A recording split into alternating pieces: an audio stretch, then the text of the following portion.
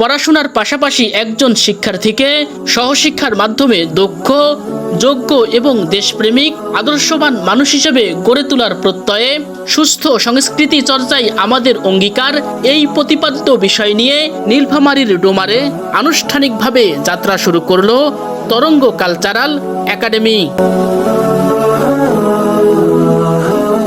Cyclone সাহিত্য সাংস্কৃতিক সংসদ ঠাকুরগাঁ জেলার সাবেক পরিচালক আনসারুল ইসলাম নাইমের তত্ত্বাবধানে পরিচালিত তরঙ্গ কালচারাল একাডেমিতে শিক্ষার্থীদের হাতে কলমে অত্যন্ত সহজ ও সাবলীলভাবে এবং আনন্দদায়ক পরিবেশে একাধিক বিষয়ে শেখানো হচ্ছে।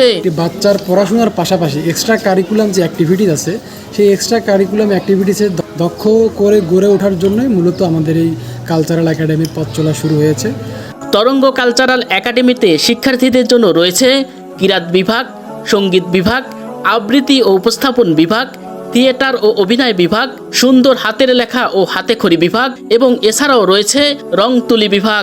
গত 28শে আগস্ট বৃহস্পতিবার ডোমার ফুলকুড়ি একাডেমিতে তরঙ্গ কালচারাল একাডেমি আনুষ্ঠানিকভাবে কার্যক্রম শুরু করেছে। তরঙ্গ কালচারাল একাডেমি সম্পর্কে জানতে চাইলে প্রতিষ্ঠানটির পরিচালক আনসারুল ইসলাম নাইম ভিলেজ টিভি 96কে জানান, আমাদের প্রতিষ্ঠানে যারা আসবে, যে সকল স্টুডেন্ট আসবে, তাদেরকে আমরা এমন দক্ষতা অর্জন করাবো যেটা হচ্ছে তারা যে কোনো স্টেজ, পাবলিক ফাংশন, মুখা অভিনয় থেকে শুরু করে আবৃত্তি, উপস্থাপনা, অভিনয়, ইসলামী সঙ্গীত, দেশাত্মবোধক গান, যে কোনো স্টেজে উঠে ওরা অনায়াসে জড়তা ছাড়াই ইসলামী সঙ্গীত গাইতে পারবে।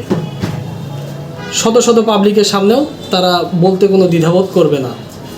এরপরে আমাদের বিভিন্ন প্রোগ্রাম হয়, প্রতিযোগিতামূলক প্রোগ্রাম হয়, বিভিন্ন জায়গাতে প্রতিযোগিতা হয়, সেখানে আমরা তাদের অংশগ্রহণ করাই এবং তারা পুরস্কারের ব্যবস্থা করে দেই। বিভিন্ন জাতীয় শিল্পী এবং বিভাগীয় শিল্পী পর্যায়ে তাদেরকে আমরা নিয়ে যাই এবং বাছাই করি। তথ্যসূত্রে জানা যায় সপ্তাহে 2 দিন, বৃহস্পতিবার বিকাল 4টা থেকে 6টা পর্যন্ত এবং শুক্রবার সকাল 10টা থেকে দুপুর 2টা পর্যন্ত তরঙ্গ কালচারাল একাডেমি তাদের কার্যক্রম পরিচালিত করবেন।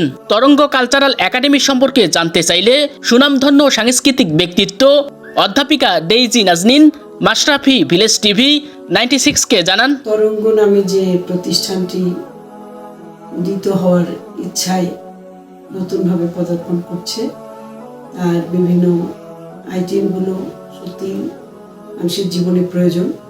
কারণ শুধু লেখাপড়া নয়, মানুষের জীবনে আনুষঙ্গিক সব কিছুরই দরকার আছে এবং দেখা যায় যে বিভিন্ন ক্ষেত্রে এক একজন এক একটা বিষয় নিয়ে এগিয়ে যেতে পারে।